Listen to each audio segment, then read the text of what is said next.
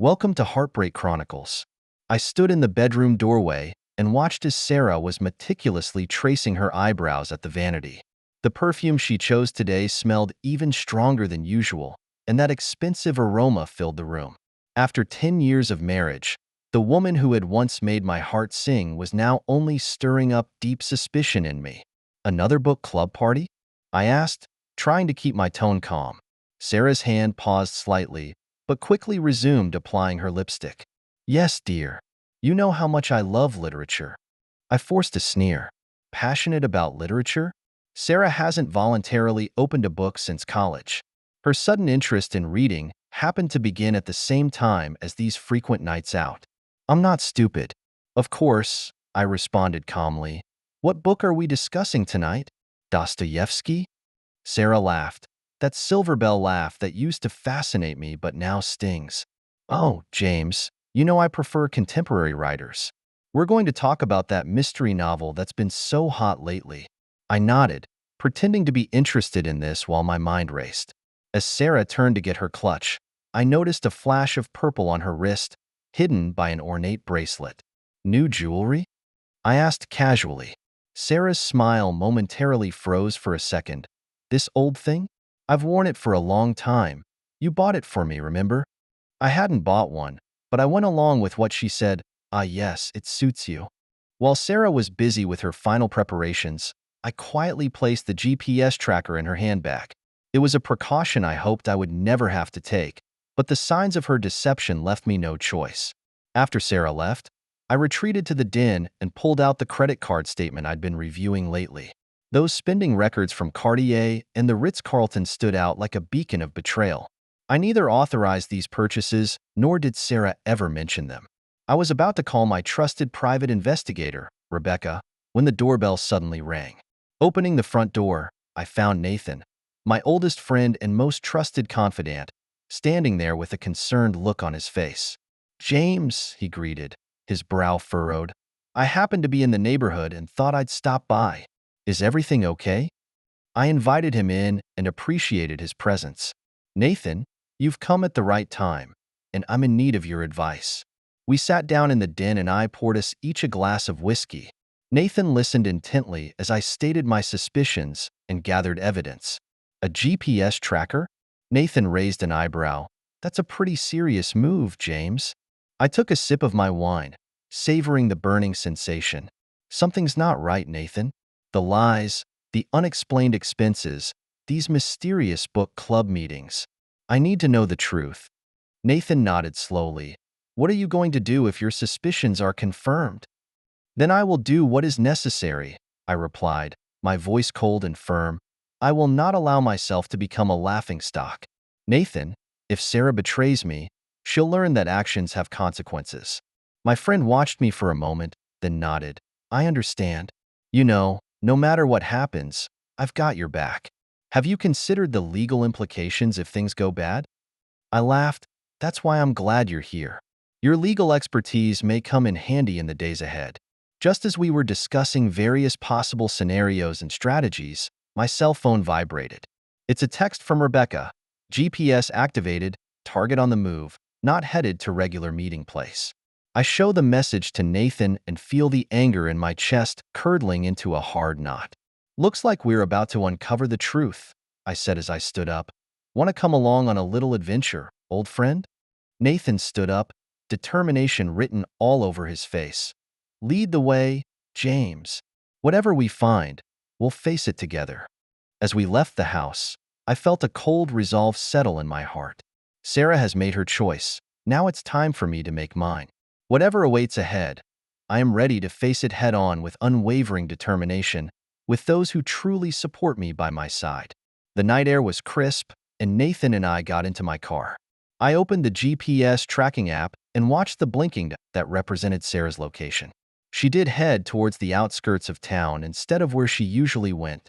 Any idea where she might have gone? Nathan asked, staring at the screen.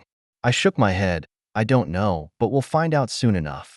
We followed the signal, and with every mile we passed, the tension increased. The lights of the city faded behind us as we entered a more secluded and wealthy neighborhood. The huge estate is hidden behind iron gates and neatly trimmed hedges. Eventually, Sarah's signal stopped moving. We stopped a safe distance away and observed a brightly lit mansion. "I know this place," Nathan whispered. "It's Benjamin Carter's house." The name made my heart skip a beat. Benjamin Carter, CEO of a rival pharmaceutical company, is notorious for his playboy ways. What business could Sarah possibly have with him? Just as we were watching, a familiar car drove up to the front of the mansion. My colleague Dr. Diana Wilson stepped out of her car and hurried into the house. "This is getting interesting," I muttered. "Nathan, I need you to contact Rebecca and have her dig up all the information she can about Benjamin Carter's relationship with my wife and Dr. Wilson." Nathan nodded, already dialing. As he whispered to Rebecca, my gaze remained fixed on the mansion, my mind racing, each possibility more infuriating than the previous. When Nathan ended the call, he turned to me with a stony expression. "James, there's something you need to know." Rebecca does some digging and finds out that Benjamin is currently embroiled in a lawsuit. "It's about a patent, your patent." The pieces began to fit together, painting a picture of betrayal that made my blood boil. "So that's her trick," I said, my voice dangerously calm. "Not only has she betrayed me, but she's selling me out to my competition." Nathan put a hand on my shoulder. "James, we need to be careful. We don't have all the facts yet." I shrugged off his hand, never taking my eyes off the mansion. "Oh, we'll get the facts, Nathan. Then we'll plan our next move." As we sat in the thickening darkness, I felt myself changing. The image of that once trusting, loving husband is burning out, replaced by a colder, harder man. Sarah has no idea what kind of storm she just unleashed. "We need to get closer," I said, opening the car door. "I have to see this for myself." Nathan hesitated, then nodded.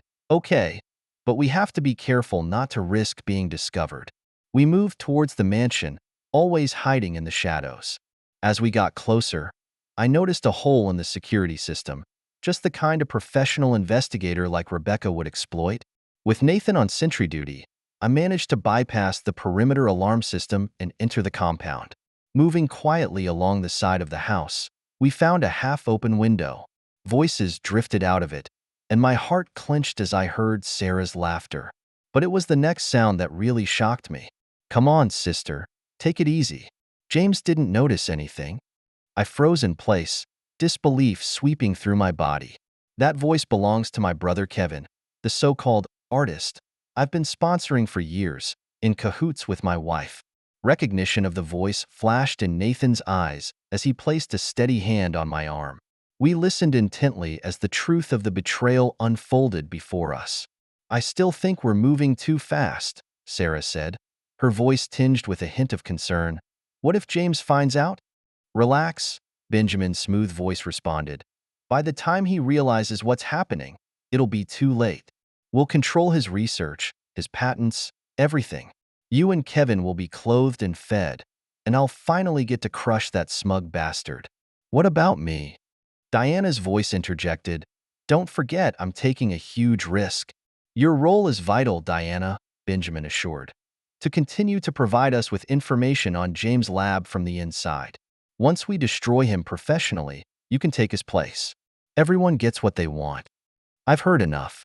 I nodded gently to Nathan, and we quietly withdrew from the window and returned to the car. Once in the car, I gripped the steering wheel so tightly my knuckles turned white. "James," Nathan spoke cautiously, "I know you're angry, but we need to think carefully about our next move." I turned to him, and the look on my face silenced him immediately. "Oh, I'm thinking, Nathan. I'm thinking about how to completely destroy each and every one of them." On the way back to the city, my brain was already making plans. Sarah, Kevin, Benjamin, and Diana, who have no idea what a formidable foe they've created. The next morning, I got down to business. First, I contacted my bank and froze all accounts held jointly with Sarah for suspicious financial activity. I then cut off all funding for Kevin's artistic endeavors, including sponsorship of gallery shows and monthly living allowances. I dialed a number. "Catherine," I said to the cybersecurity expert, "I need your help. I want to know all communication records and financial transactions of certain people." "Sure, Dr. Mason. Catherine's voice was full of professionalism. Give me the list and the time frame. I detailed the requirements and drove to the hospital. There, I began to implement the next phase of the program. I made appointments with several key people in the hospital's management and skillfully expressed my concerns about Diana's recent work. Some of the recent experimental data looks a little unusual, I told the hospital director, and I don't want to jump to conclusions, but these deviations are worrisome. I maintained a professional and concerned demeanor, but the words were suggestive enough to plant seeds of doubt. In the field of medical research, questions about the veracity of data are often more damaging than direct accusations. At lunch, I received my first report from Catherine. Dr. Mason, you've got to see this, she said over the phone. I've found some interesting communication patterns. I went back to my office and perused the file she had sent. The text message exchanges between Sarah and Kevin, Diana's encrypted emails with Benjamin. All of it weaves an elaborate web of intrigue. Keep digging, I instructed. I want to know every detail, every suspicious transaction. In the afternoon, I called a meeting of the research team. As Diana walked into the conference room, I noticed her eyes flickering and her fingers unconsciously twisting together. I began discussing the latest research developments in detail, making a point of emphasizing the importance of data accuracy and professional ethics. In our field, trust and integrity are the most basic requirements, I said as I looked around the room, my eyes lingering on Diana purposefully, and any violation of those principles will not be tolerated. At the end of the meeting, I saw Diana leave in a hurry, her back revealing obvious unease. Perfect, I think. Let her feel the pressure and wait for her to make a mistake. In the evening, Nathan came to my house with the latest legal documents. All accounts have been frozen, he confirmed. Sarah tried to withdraw cash today and was refused. I nodded and poured us both whiskey. How's Kevin?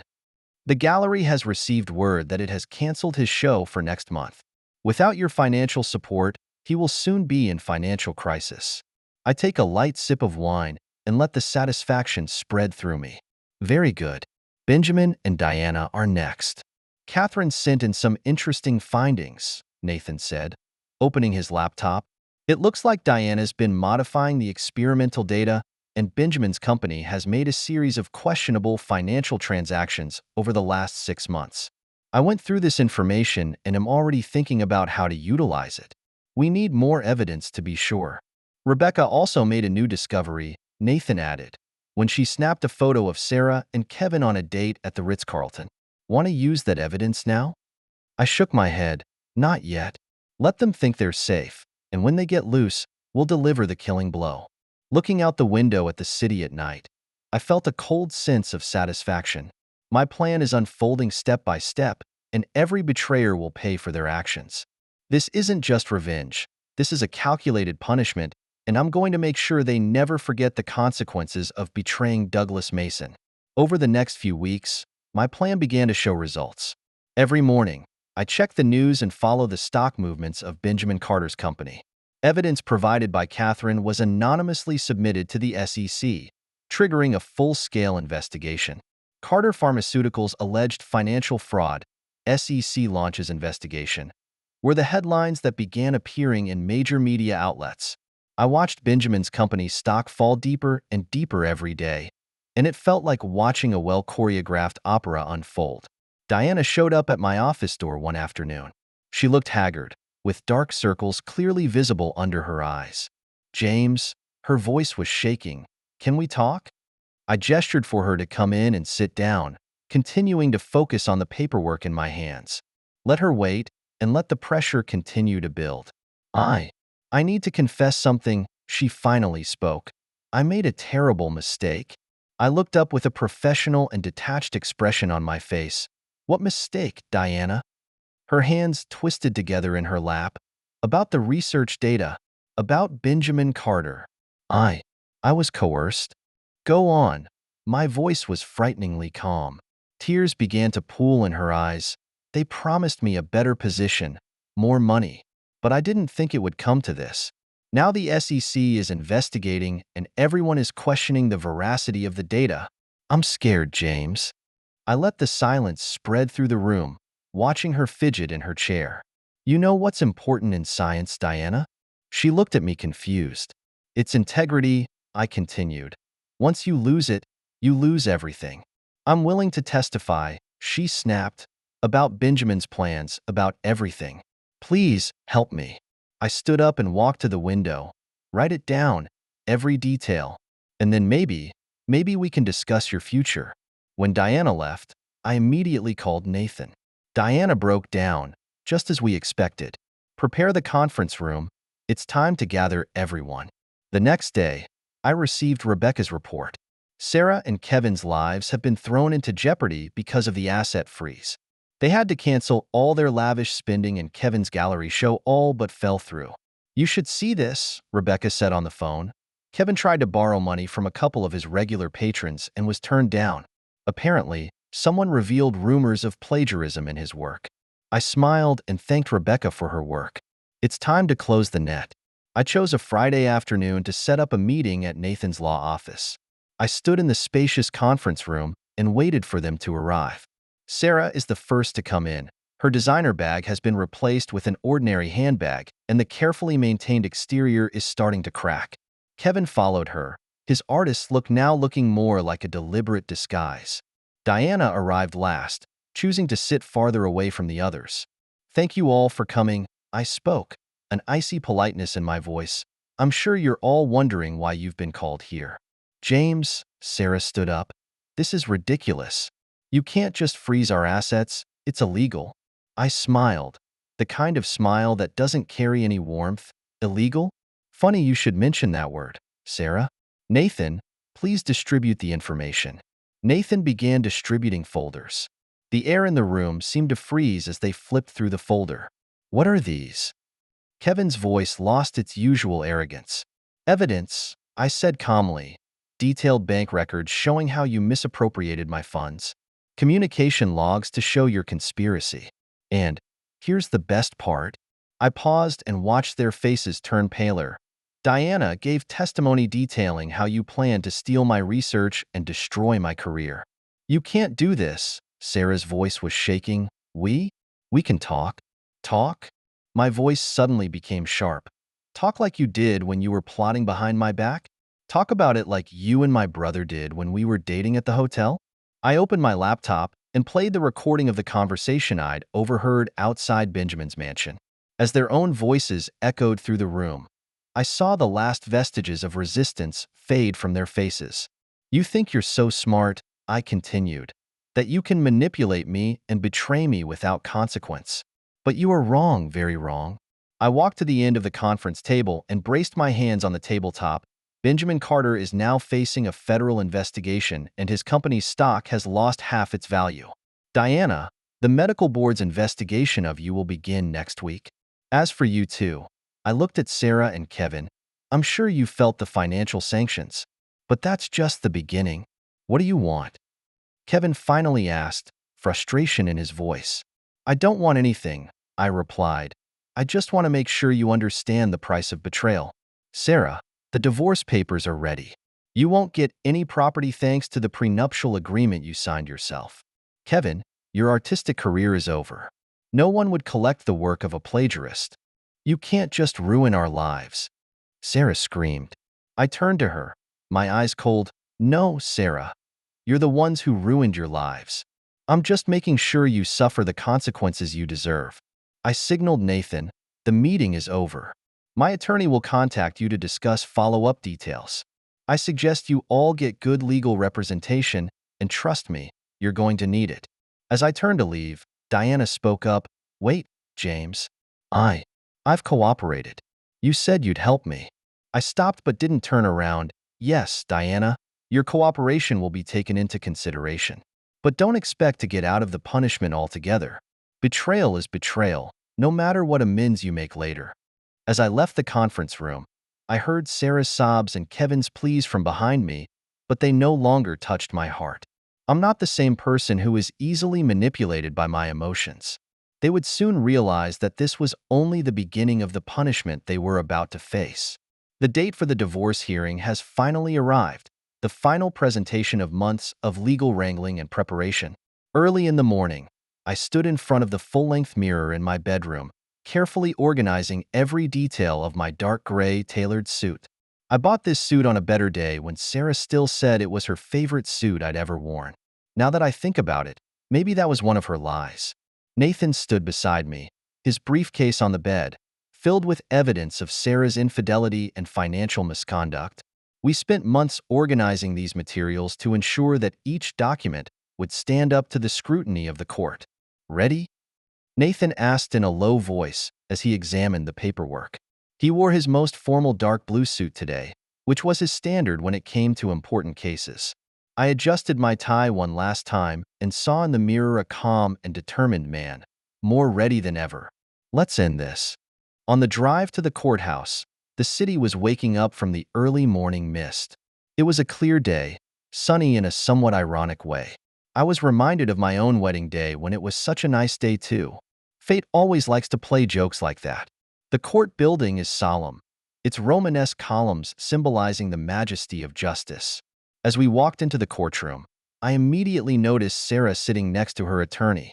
She opted for a plain beige suit in an attempt to create the image of a demure wife, but her reddened eyes and slightly messy makeup revealed her anxiety. Her attorney was a young man who seemed inexperienced, Thomas Wright, whom I researched, and this was the first major divorce case he had handled. The air inside the courtroom was heavy and oppressive, and the wooden chairs made a subtle creaking sound, testifying to the countless similar cases they had carried. There were a few people sitting sporadically in the gallery, including Diana, who had chosen a spot in the last row as if to hide herself. Judge Marcus Thompson entered promptly at 9 p.m. He swept the room with a serious gaze. He is known in the legal profession for his strict impartiality, which is exactly what we want in a judge. The divorce case of Mason versus Mason will now come to order, the clerk announced, her voice echoing clearly in the quiet courtroom. Sarah's attorney, Wright, spoke first and nervously straightened his tie as he stood up. "Your Honor," he began, his voice slightly shaky, "we are faced with a heartbreaking case today. My client, Mrs. Mason, has engaged in certain behaviors because of years of suffering emotional neglect." I watched his clumsy attempts to excuse Sarah with a slight sense of irony. Wright continues to weave his tale of how Sarah struggled in an emotional desert marriage and felt lonely because of my total commitment to my career. He even implied that the stress of my job caused the marriage to fall apart. The judge turned to Nathan as Wright concluded his near-botched defense. "Mr. Ramsey, please respond." Nathan rose with aplomb, his presence immediately lending a sense of professional majesty to the courtroom. "Your Honor," his voice was steady and strong. "The defense's characterization of Mrs. Mason as a victim is not only false, it is an insult to the real victim. We have conclusive evidence that Mrs. Mason's actions were deliberate and motivated solely by greed and betrayal." Next, Nathan began to systematically present the evidence. First up is an intimate photo of Sarah and my brother Kevin, taken on multiple occasions, including upscale restaurants and hotels. Then there were detailed bank records showing how she had embezzled my funds to support Kevin's so-called art career. Finally, there are the records of her secret meetings with Benjamin Carter and the evidence that they conspired to steal my research. With each piece of evidence shown, I could feel Sarah's posture in her chair becoming more rigid. Her lawyers kept going through the documents in their hands, trying to find a rebuttal, but apparently coming up empty. In addition, Nathan continued, with deadly calm in his tone, "We have the testimony of Dr. Diana Wilson, who will confirm that Mrs. Mason was involved in a conspiracy to try to destroy Dr. Mason's professional reputation." The judge's eyes turned to the gallery. "Is Dr. Wilson present?" Diana stood up slowly, dressed in an austere dark professional outfit, but unable to hide her unease. As she walked toward the witness stand, I could see her hands shaking slightly. After being sworn in, she began her testimony. "Yes, Your Honor." Diana's voice was shaky but clear. "I can confirm that Mrs. Mason was not only aware of, but actively involved in the conspiracy against Dr. Mason. She met with Benjamin Carter several times to discuss how to use inside information to undermine Dr. Mason's research." I noticed Sarah's reaction during Diana's testimony. Her face grew pale, her fingers twisted tightly together. Her lawyer tried to whisper in her ear, but she seemed to have lost her ear. The atmosphere inside the courtroom became even more stark as Diana described the entire conspiracy in detail, including how they planned to use the modified research data to question my professional competence. Her testimony irrefutably corroborates the truth of every piece of evidence we have presented. After the testimony, Judge Thompson contemplates for a moment, then turns to Sarah. Mrs. Mason, do you have anything else to say in your own defense before I pass judgment? Sarah stood up shakily, her voice carrying a plea. Your Honor, I did make a mistake, a terrible mistake, but I did love James once, and I still do. Excuse me, is there any way we can? That's enough, Mrs. Mason, the judge interrupted her decisively. This court is not here to mediate a settlement. Based on the evidence presented, I am ready to rule. The judge turned to me, his voice solemn and firm. Dr. Mason, your claim for divorce is granted. In light of the overwhelming evidence of Mrs. Mason's marital misconduct and financial irregularities, this court will enforce the prenuptial agreement in its entirety. Mrs. Mason will not receive any alimony, and all jointly held assets will go to Dr. Mason alone. I heard Sarah let out a low huff, but I didn't turn my head to look at her. The judge continued, in addition, based on the information disclosed today, this court recommends that a full investigation be conducted into the financial activities of Mrs. Mason.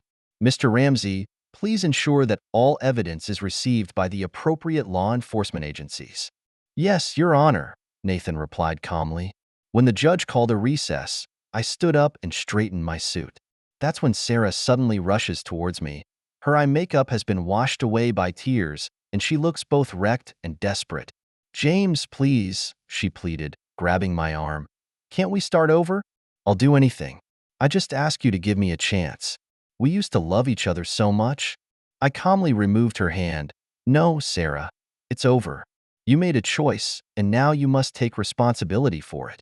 With that, I turned to leave the courtroom, the sound of her suppressed sobs coming from behind me. Nathan followed and tapped me on the shoulder. It's over, James. I took a deep breath, feeling the weight that had been weighing on my chest finally lift. It's not quite over, Nathan. There's the Benjamin trial to deal with. Nathan gave a confident smile. With the evidence we have and Diana's testimony, I'm sure there won't be any problems. As I walked down the steps of the courthouse, I felt an inexplicable sense of relief as the warm sunlight poured on my face. This is not just a victory in a divorce case, but a stern warning to betrayers. They tried to destroy me, but in the end they got what was coming to them. This result may just be fate at its best. The years were like water, and several years had passed in a blink of an eye. I stood on the balcony of my penthouse apartment, overlooking the city I had helped shape. The skyline has changed over the years, with new buildings rising to replace traces of the old. This may be a perfect reflection of my own life. A knock on the door interrupted my thoughts. Come in, I said, turning around. Nathan walked in with a big smile on his face. James, guests are starting to arrive. Are you ready? I nodded and adjusted my tie one last time. Get ready. Don't keep them waiting too long. Together, we went down to the main level where a group of friends, colleagues, and supporters had already gathered. This is not just a social event, but a party to celebrate victory and rebirth. Our latest medical breakthroughs have gained international recognition, and the foundation I founded has achieved remarkable results in helping a new generation of scientists and artists. While exchanging pleasantries with the guests, I noticed a young woman hovering at the edge of the crowd. Her eyes surveyed her surroundings keenly, with both awe and steely determination. Her gesture reminded me of my younger self. With curiosity, I walked towards her. Good evening, I smiled. I don't think we've met. She stood up straight slightly nervously but met my gaze firmly. Dr. Mason, I'm Rachel Mitchell. I'm an artist and I was hoping to talk to you about the Foundation's Young Artist Program. I eyed her carefully, noting the passion that twinkled in her eyes. It reminds me of what I was like when I was young, hungry for knowledge and full of ambition. But unlike Kevin, the sincerity in her eyes can't be faked. Tell me, Ms. Mitchell, I said, what drives you to create art? She began to passionately explain her artistic philosophy, talking about color and form, about how she tries to push boundaries and challenge perceptions. As she spoke, I couldn't help but nod my head, impressed with her ability to express herself and her vision. "You're talented," I said, "and more importantly, you're driven. I'd love to see more of your work." Rachel's eyes glowed with excitement. "Really? Thank you, Dr. Mason. It is a great honor to show you my work. Come to my office next week." I handed her a business card, "and we can discuss your work and the Young Artist Program in detail." As Rachel excitedly blended in with the rest of the guests, Nathan approached with a knowing smile on his face. "Making new friends, James?" I nodded as I watched Rachel enthusiastically talk to the other guests. "Maybe she does have potential, Nathan. It's real potential, not fake talent like Kevin's." Nathan's smile widened. "It's good to see your renewed interest in things. Speaking of which, it's almost time for you to speak." I walked towards the small podium set up in the corner and tapped the glass to gain everyone's attention. The chatter died down and all eyes turned to me. "Thank you all for coming tonight," I spoke, my voice firm and clear. "We are gathered here today to celebrate not only our latest medical breakthroughs, but also the triumph of honesty over deception and perseverance over adversity." I pause for a moment and look around at the faces of those who have always supported me in the darkest of times. A few years ago, I suffered the betrayal of those closest to me. They tried to destroy everything I had built, tried to destroy me on a professional and personal level. Murmurs of approval came from the crowd, many of whom knew the story and had seen it unfold firsthand. But today, I stand here, not as a victim, but as a victor. Our research has revolutionized the field of neurosurgery and saved countless lives. Our foundation has supported dozens of promising young scientists and artists, ensuring that talent and integrity are duly rewarded. I raised my glass and everyone in the room followed suit. "Here's to the future," I said, "to rising above those who try to drag us down, and to building a legacy that will outlast us." Applause echoed through the room, and I noticed Rachel was looking at me with eyes full of admiration and determination. It reminds me why I fight so hard, not just for revenge or justice, but to create a world where true talent and effort can be valued.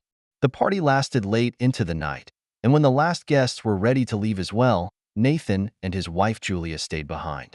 "What a great night, James." Julia gave me a warm hug. "You should be proud of yourself." I nodded, feeling a sense of satisfaction I hadn't felt in years. "Yes, but there is still a lot of work to be done." Nathan laughed, always thinking about the next challenge. Some things never change. When they left, I returned to the balcony and looked out over the city again.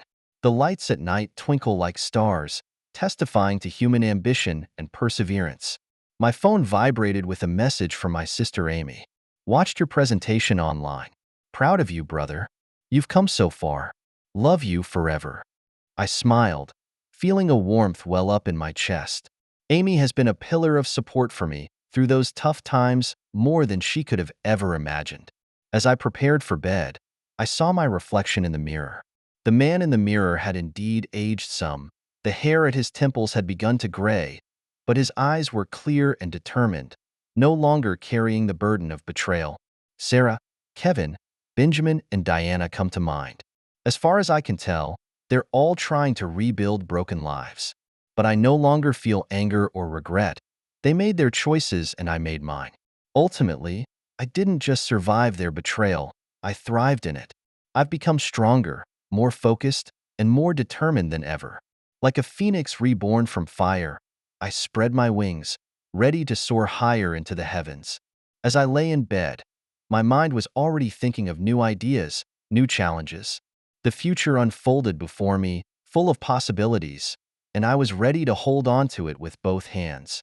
This is revenge at its finest, building a more glorious future on the ruins. That's the end of today's story. For more captivating tales, hit subscribe and never miss an episode.